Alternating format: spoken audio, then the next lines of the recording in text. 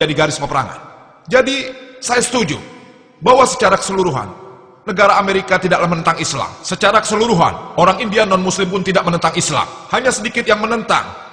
Dan mereka inilah yang mengendalikan media. Seperti yang disebutkan dalam majalah Times. Majalah Times yang terkenal di seluruh dunia. Sebuah artikel di majalah ini, pada sebuah edisi tertanggal 16 April 1979, dikatakan bahwa lebih dari 60.000 buku yang menulis menentang Islam selama kurun waktu 150 tahun. Lebih dari 60.000 buku menentang Islam selama kurun waktu 150 tahun. Dan jika kita hitung berdasarkan artikel majalah Times ini, bahwa lebih dari satu buku yang menentang Islam yang ditulis setiap harinya. Dan medianya, saya salahkan media dan para politikusnya. Menurut saya, akar dari masalah kita di dunia ini adalah media dan para politikus itu sendiri. Maaf jika saya menyakiti perasaan orang, bukan itu maksud saya. Tapi ini pendapat saya. Tugas jurnalis media untuk menganalisa. Tapi banyak juga para jurnalis yang jujur dan bicara yang sebenarnya. Masih banyak yang demikian. Bukan berarti semuanya. Saya yakin sekali tidak semuanya. Hanya masih banyak yang demikian. Jika kalian menganalisa pada masa sekarang ini, Islam adalah target media. Contohnya, apabila ada seorang muslim memakai jilbab, dia menjadi target. Tapi jika suster yang memakai baju semacam itu, dan dia menutupi seluruh tubuh, kecuali wajah dan pergelangan tangannya, orang-orang akan menghormati mereka. Mengapa terjadi perbedaan ini? Jika seorang muslim memelihara janggut, maka dia dianggap teroris. Tapi orang Sikh boleh memelihara janggut. Tidak masalah mereka memakai sorban. Saat saya pertama kali ke Kanada tahun 90-an, di sana ada orang Sikh yang juga merupakan warga Kanada. Dia berjuang agar dia memperoleh hak untuk tidak melepaskan sorbannya saat dia masuk ke militeran Kanada. Dia memenangkan kasusnya. Dia orang Sikh.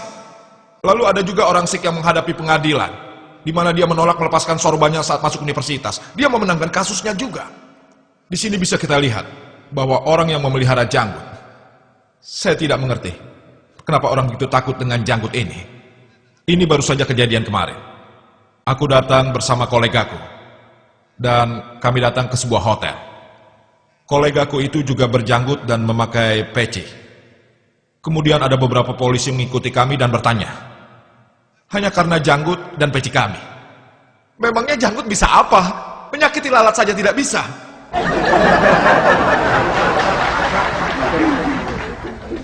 Memangnya peci ini bisa apa?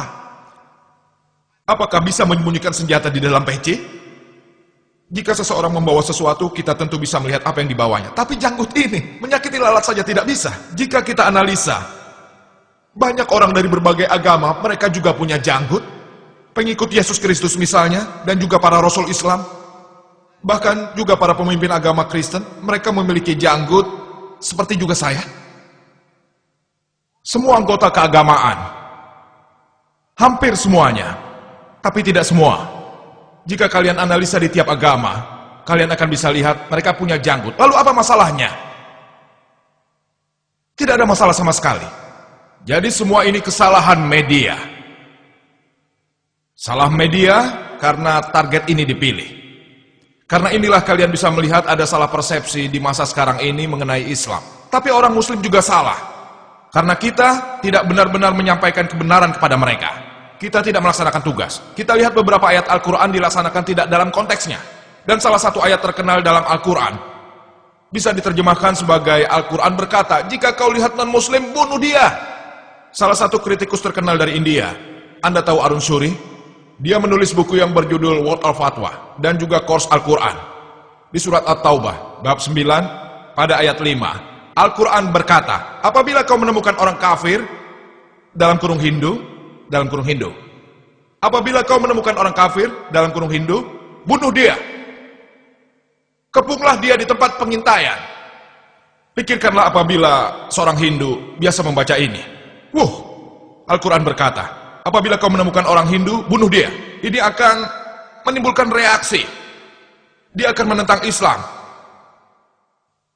Masalahnya adalah ada beberapa orang dengan ide mereka sendiri, karena pikiran mereka sendiri menulis buku Word of Fatwa, dan dia mengutip ayat yang sama di surat At-Taubah, bab 9 ayat 5 sebagai referensi. Setelah ayat 5, dia langsung lompat ke ayat 7. Orang pintar manapun tahu sebabnya. Apa? Karena ayat 6 yang memegang kuncinya, yang menjawab tuduhan tadi. Jika kita membaca surat At-Taubah bab 9, dua ayat yang pertama menceritakan hubungan antara orang muslim dan orang musyrikin. Tapi hubungan ini diputuskan oleh orang-orang musyrikin di Mekah waktu itu. Karena itulah Allah dalam ayat 5 berfirman, di dalam medan perang, apabila kau menemui musuhmu, kafir berarti musuh yang tidak beriman. Apabila kau menemui musuhmu, bunuhlah dia. Dalam medan perang, jika seseorang menarik ini di luar konteks, ini akan terdengar sangat sinting. Pikirkan saat terjadi perang antara Amerika dan Vietnam. Jika jenderal militer Amerika berkata pada pasukannya di medan perang waktu itu, pasukanku, jangan takut, temukan orang Vietnam dan bunuhlah. Ini untuk meningkatkan semangat kan? Tapi hari ini, jika ada orang Amerika yang berkata temukan orang Vietnam dan bunuh mereka, ini akan terdengar seperti orang yang sadis. Ini di luar konteks. Tapi jika tugas jenderal militer untuk meningkatkan semangat yang akan dilakukan pada pasukannya, akan sama dengan yang difirmankan Allah dalam Al-Quran kepada orang beriman. Apabila musuh datang, ya bunuh mereka. Ayat selanjutnya, ayat 6 berkata, jika seseorang di antara orang musyrikin itu meminta perlindungan, dengar sekali lagi, jika mereka minta perlindungan, jika mereka meminta damai, antarkan dia ke tempat yang aman. Itu yang difirmankan Allah. Al-Quran tidak berkata jika mereka minta damai, lepaskan mereka. Tapi Al-Quran berkata antarkan mereka ke tempat yang aman. Tapi pada masa ini, kebanyakan jenderal militer bersama anggota militernya berkata, jika musuh ingin damai, lepaskan mereka. Jenderal militer negara mana yang berkata antarkan mereka ke tempat yang aman? Justru Quran yang mengatakan. Jika Anda membaca sesuai konteks, Anda akan tahu pesan sesungguhnya dari Al-Quran. Sebaiknya kita baca kitab agama manapun. Saya mempelajari perbandingan agama. Saya membaca kitab-kitab agama lain. Alkitab, Perjanjian Baru, Perjanjian Lama, Kitab Sikh. Semuanya sudah saya baca. Dan saya temukan, di hampir semua kitab-kitab ini, hampir semuanya, kitab tersebut menyebutkan tentang berperang dan membunuh. Saya dapat memberikan kutipan. Jika Anda baca Alkitab, di kitab Keluaran pada Perjanjian Lama, bab 22 ayat 18-20. Bab 32 juga soal membunuh.